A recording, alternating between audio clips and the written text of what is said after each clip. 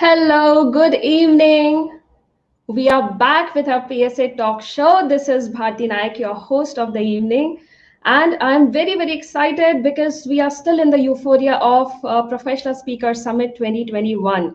Oh my God, what an amazing summit we had with so many exciting speakers, global speakers coming all the way and sharing their insights, sharing their experiences, so many wonderful gadgets, techniques, tools.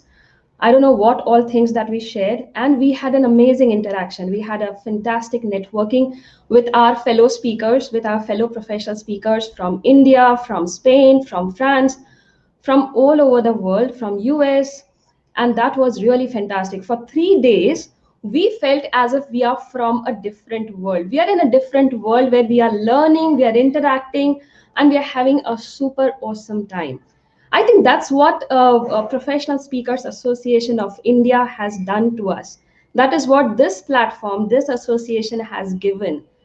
The community, the entire professional speakers community that comes together to learn, to share, to guide, and to be together. That is what this community is all about.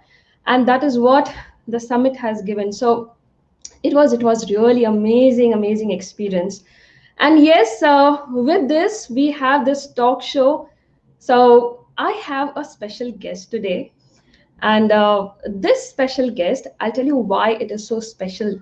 It's special because I don't know if you've heard about the word teenager. Have you? I'll tell you what. Teenager is senior and teenager. Now you're wondering what is this senior and teenager. So let me tell you. This lady is a powerhouse, and this lady calls herself as a teenager because she is a senior to us. She, okay, by age she's senior, but by the entire mindset, her personality, everything is of a teenage. She has a heart of a teenager, and that's what she calls herself as a teenager.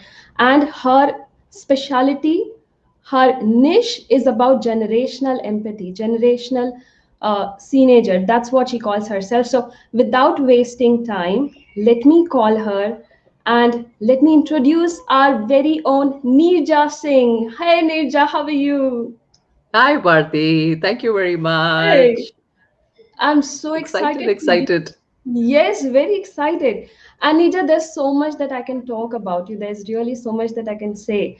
And your book that was launched at Professional Speaker Summit, that was exciting. Can you share a little bit about that book? Yes, I have it right here with Oh, me. yes. Ready, ready, Fantastic. ready, ready, ready, ready. Not just one, two copies.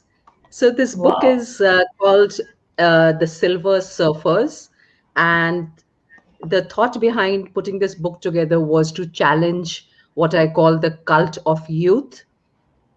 I've Uh-huh. seen childhood being celebrated, youth being celebrated. Everybody loves it when they are told, "Oh, you're not really don't look 48, or you don't look your age." I wanted to challenge that I do not want the silvers to be invisible anymore. Let's claim our space. Let's invite attention to us, and let's celebrate life.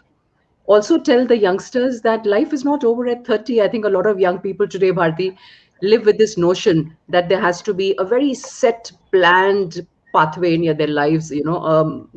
They need to be a unicorn or a tech startup founder by a certain age. They need to be a millionaire by another age, and they need to be have done with marriage at a later stage, and everything is over by the time they're 30. And if they have crossed 30, it seems like the end of life to them.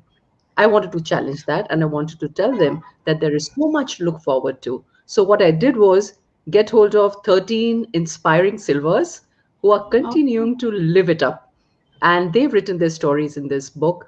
And I hope this will also bring attention to the fact that we are moving towards a rapid, very fundamental shift in the demographics, Bharti, because by 2050, the number of over 60s will cross the number of children under 5. So this phenomena is being called the silver tsunami. It is happening in many countries already. It's going to sooner or later happen in our country too. That was the idea behind this book, and I'm so glad that it went through. Yes, Yes, Bharti. that's really amazing. Silver tsunami. And who would ever think about it that this is how the entire world is going to be shaped this way? And challenging something like this, seriously. So I'm more curious to understand what prompted you to go to your, to get your niche in generational empathy. Can you share something about it?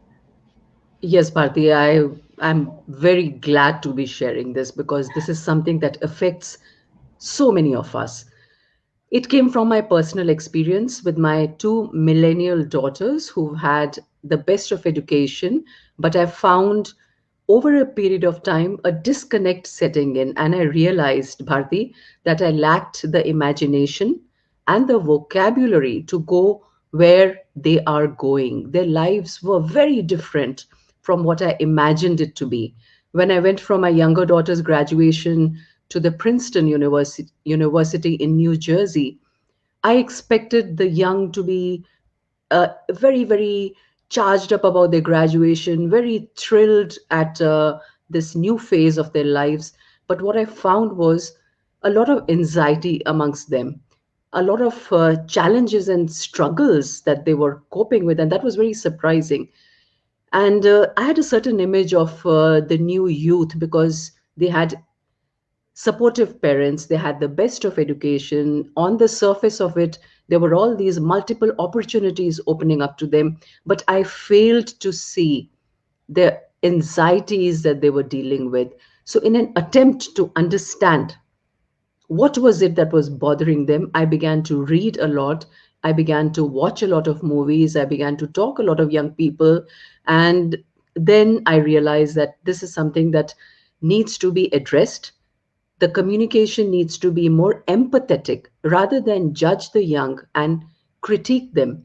It's important to appreciate why they are anxious. That's where the generational empathy term popped into my head, and I decided to address it in my writing, in my speaking, in my discussing, in my interactions with other people. And gradually, Bharti, I was also discovering that a lot of people around me were coping with problems that they did not expect to cope with at a certain phase in their lives. So they expected their children to meet their milestones, and that was not happening. They expected their children to be married by a certain age, to be in a job by a certain age. We expected our children to value money the way we valued, to create wealth, to own a house, to buy a car. But you realize gradually that there were many young people who wanted to live a very minimalist lifestyle. So there was a fundamental shift in the belief system, in the values, and that is what I wanted to address with my work. And I've always been very, very eager and happy to be working with the young, and seeing young potential lives flourish has always given me a lot of joy. So all this came together, and that's how I arrived at my niche: generational issues, generational empathy. Yes, Bharti. Wow, wow, this is something.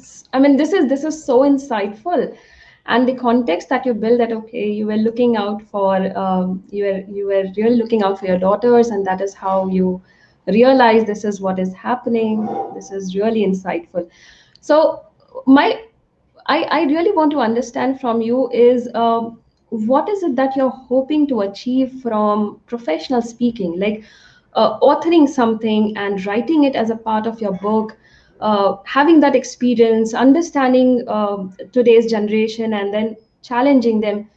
But what is it that you're hoping from the entire professional speaking? See, Bharti, as a culture, we are relatively conservative.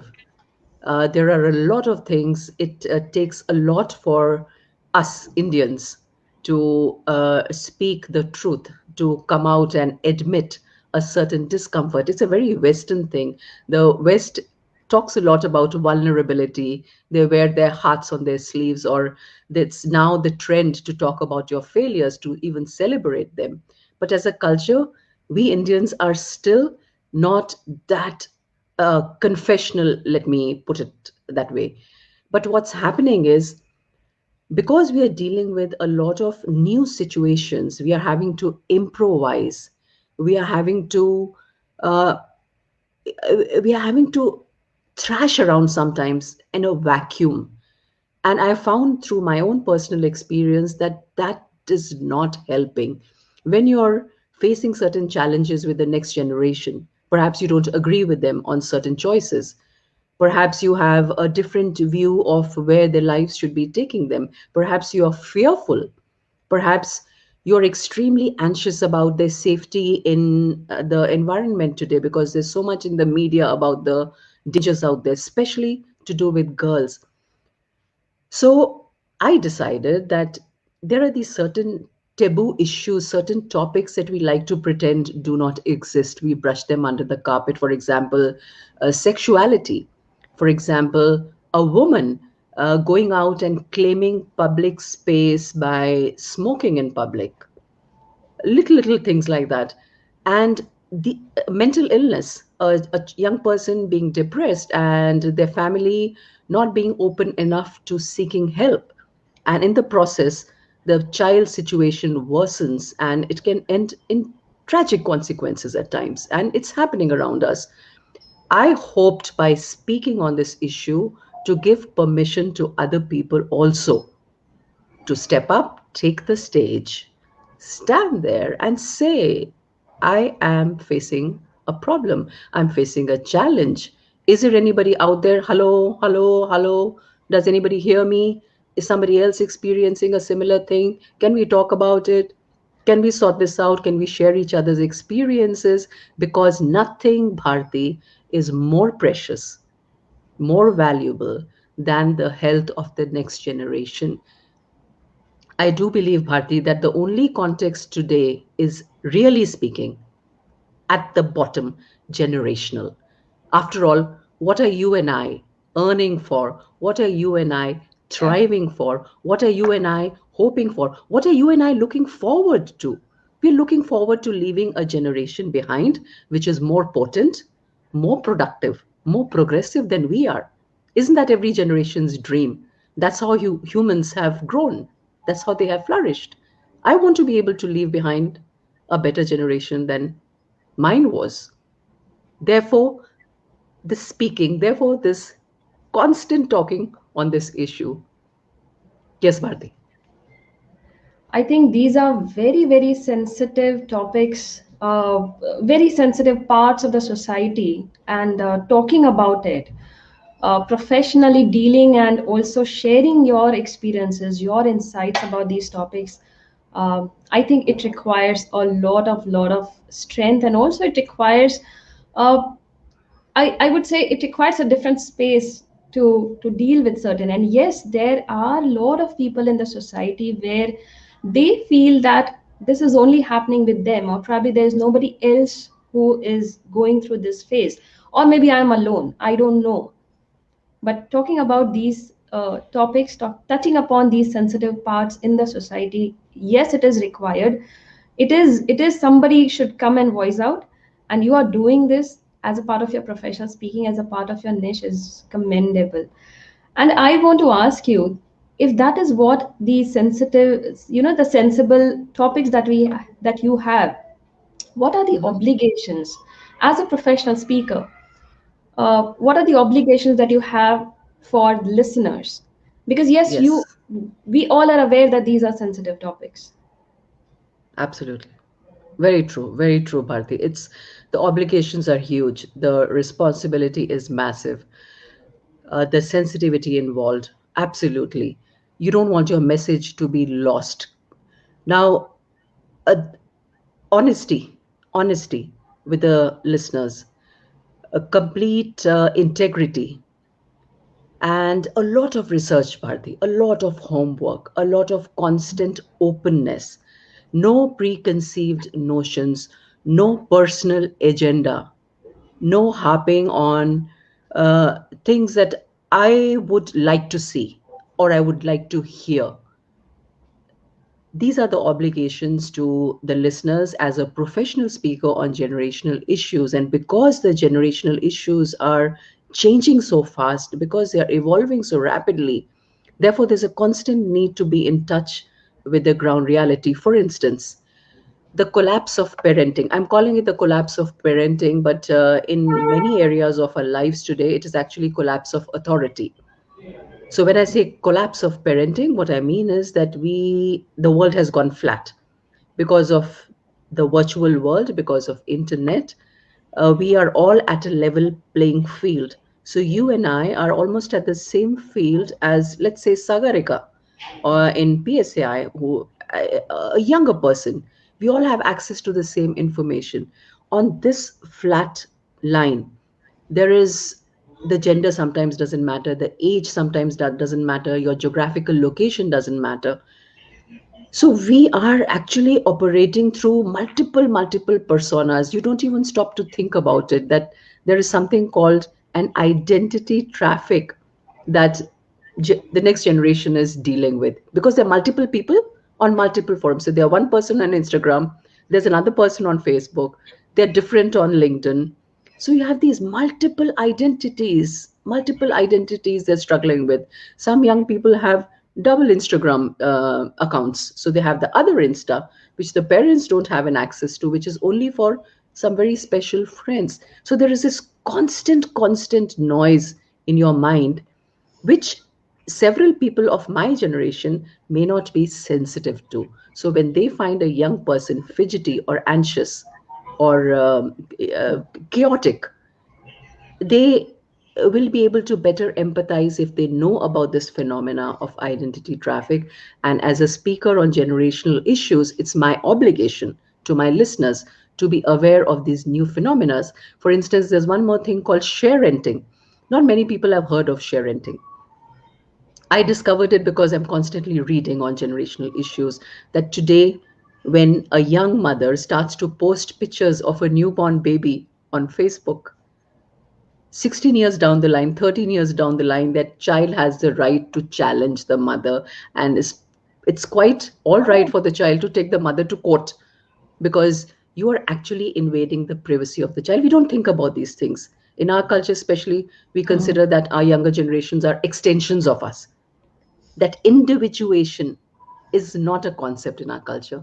But because today we are a global culture, we are a global village, and our children are affected. They are affected by global speakers. They're listening to life coaches from across the world. Their ideas are very attuned to, let's say, ideas in the United States. So it's very important to be conscious of these new ideas in the air there. And that's my biggest obligation as a speaker, Bharti, to the listeners. Yes. I am speechless right now because the kind of enthusiasm, the kind of insights, and also the passion that you have to read, to study, and also to share, to express about generational empathy, generation that is also which is actually required. And what you said is absolutely right. Because of the virtual space that we all are in, the gap that we all see actually has become flat. And I've come across so many teenagers, not only just teenagers but young adults, 20s, in their early 20s, becoming influencers on social media. And they are there, they have like so many millions of followers. And I think it also puts a lot of pressure on the young generation. And there's a constant fight with the generation that they are in, with the parents that they with the elders, with the parents. So that's really commendable. Now Yes. I want to ask you something, Nirja. I remember when I had met you last year. My god, it was last year when Mhm. I had met you last year in Professional Speaker Summit 2020 at New Yes. Delhi. Yes. It was a very short for a very short period of time, and I was wondering, when I was looking at you, I was wondering, who is she looks different. And then when I heard you talking to people, when you spoke with me, I don't know, somewhere I got connected with you at a very deeper Mhm. level. Although I would have never shared this with you, but there was a very instant connect that I had. Maybe that connection is what you were mentioning when you say honesty, when you say authenticity for a professional speaker. Maybe that is what is, yes, is getting shared and expressed when you talk about generational empathy. And I remember you also expressed, you shared rather, your some very good interest that you have. and you have a long bucket list that you keep on tick marking every year. Yeah. Yeah, because that brings out the teenage part of the entire teenager. So I would really want you to share this with all the audience, with the speakers, everybody who has joined this talk show. Could you share with us what is your latest thing that you're doing right now, and also what the previous thing that you have done and you have tick marked and you say, yes, I finished this. Would you share that little bit of 2 minutes with us? Bharti, the latest thing actually got hijacked because of the COVID. It was social dancing. I was learning the tango. I was learning the salsa. I was learning the foxtrot. I was learning the tango. I was learning the waltz, and I was dancing with BCom final year student and all kinds of various age group. So that was something that gave me a lot of joy, a lot of pleasure.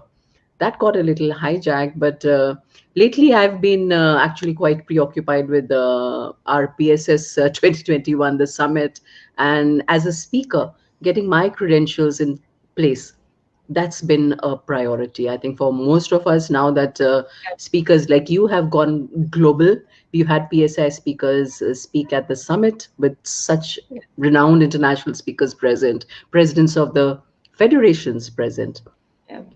So the most recent one, yes, has been a lot of work has to go into positioning our own credentials and positioning ourselves, presenting ourselves as speakers on a bigger platform. Yeah. So that is something that's been happening with me. Yes. Okay. All right. And things that you have already tick mark, would you Oh just yes. give Oh us yes. some Lots of list that them. yes? Lots of them, Okay. Bharti. Golf has been there. Then I learned all four strokes of swimming. I used to do only the breaststroke, but I learned the freestyle, the backstroke, the butterfly stroke also. Arms don't go out so well, but the stroke is in place. And then intercity cycling happened, and golf I mentioned. Inter- Then I joined Spanish. Yes, Spanish lessons. In fact, in Gandhinagar, in your state, I rode from Gandhinagar to the Nadabet border, which is about 270 odd kilometers, and I rode the cycle with the border security force and the IG of wow. the BSF. He was taking about 60 of his people to deliver cycles to the border force, and we cycled with him. He had this brilliant idea that I don't want to put the cycles in a vehicle and send them. I would rather ride it to the border. So I was part of that. That was very exciting. And yes, the bucket list And goes on and on. Writing books. Podcast is one thing. Bharti, you're doing podcast already. That's something that I need yeah. to do. So I've got myself the kit. Vijay Gautam's the mic has been bought, and the podcast cover has been prepared. The Love. outline is ready. But that has to happen. So that I would say is the latest on my bucket list. Fantastic. And And did you just Bharti, mention allow me that? to have sorry. Yes. Yeah, yeah, go Uh, ahead. I do want to say not about the bucket list, but I want to come back to my topic of generational issues. Bharti, the one thing we need to realize, all of us, that in India, that our young face a very, very specific challenge because, see, they their culture, their culture, they've been brought up differently. A child who's been brought up here is a little different from a child that's been brought up in the United States. So they're fighting the inertia of tradition. That is something they're constantly doing, are young. And at the same time, they need to create a space for them in the global environment.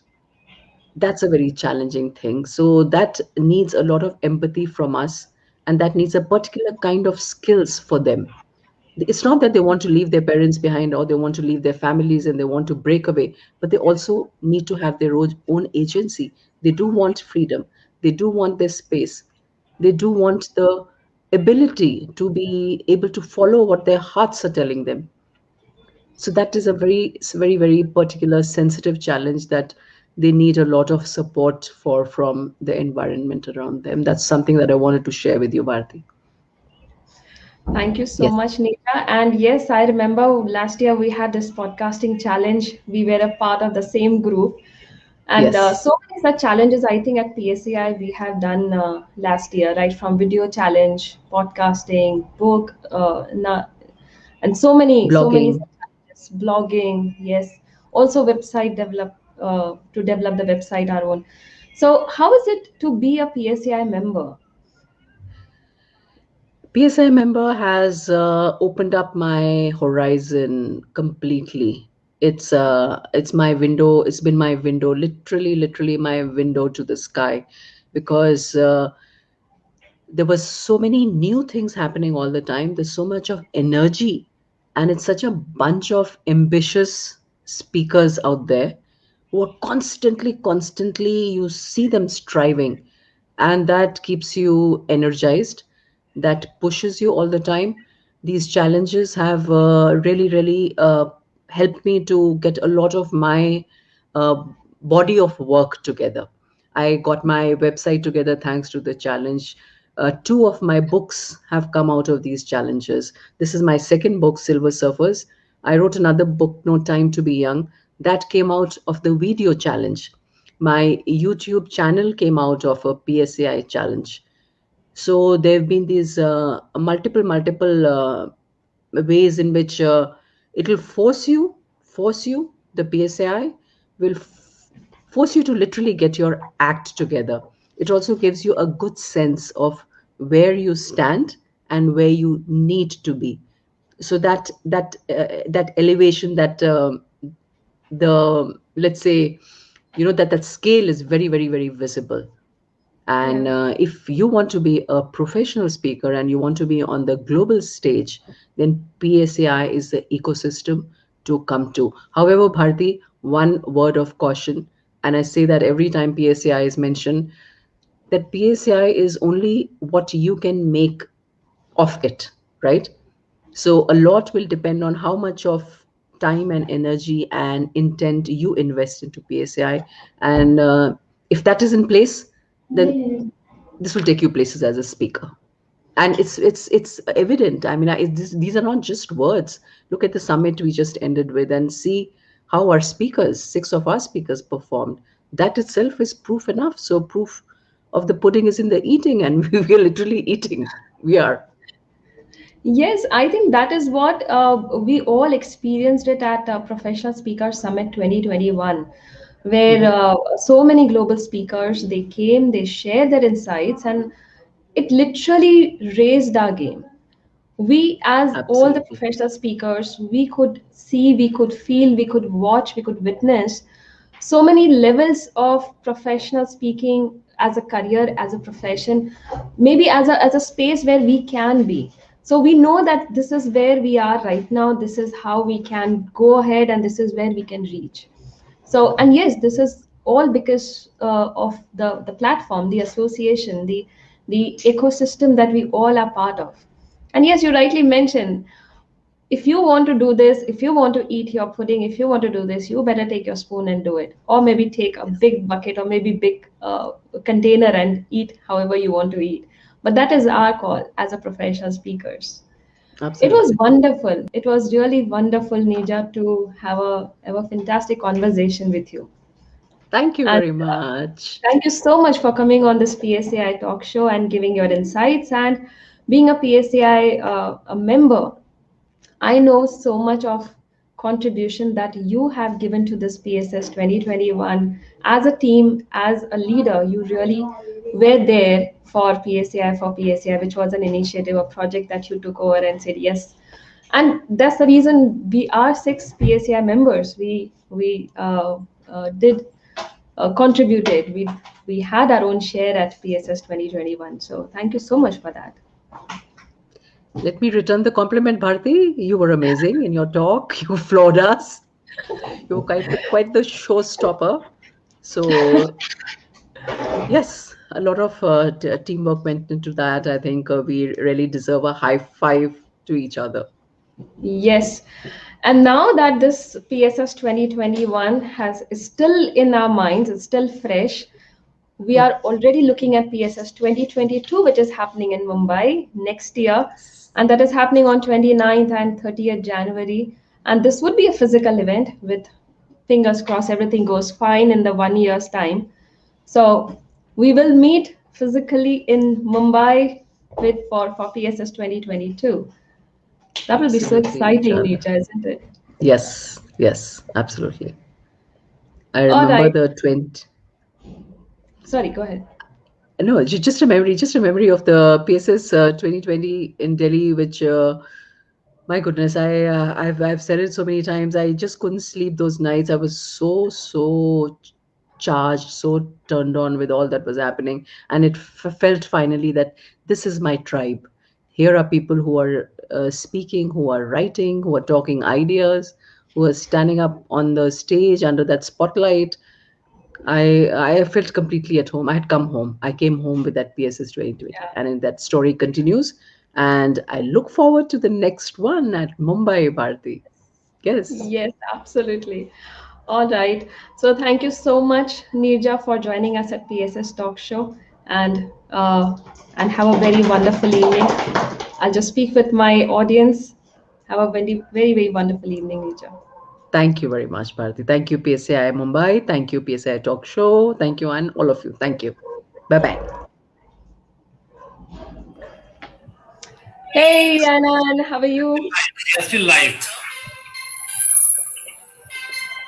We are Yes, so this was PSCI Talk Show, and we had Neerja with us, and that was such a wonderful, amazing conversation that I had. Oh my God, generational empathy, fantastic. So we are going to be there every Friday at 9 p.m. on the Facebook Live at PSCI Mumbai page. So if you want to catch up us live, please be there every Friday 9 p.m. and we'll see you there. Thank you so much. Have a wonderful evening. Stay safe, stay blessed. Bye bye.